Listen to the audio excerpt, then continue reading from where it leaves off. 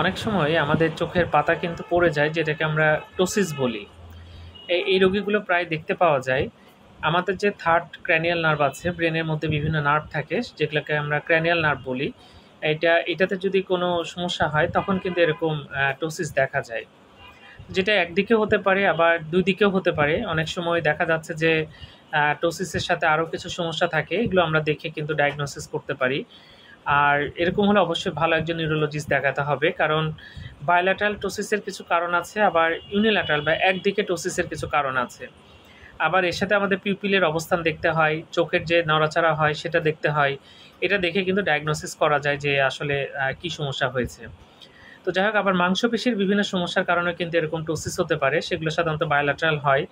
এছাড়া যে আমাদের নিউরোমাস্কুলার জাংশন, সেখানে সমস্যা হলেও কিন্তু এরকম টোসিস দেখা যেতে পারে।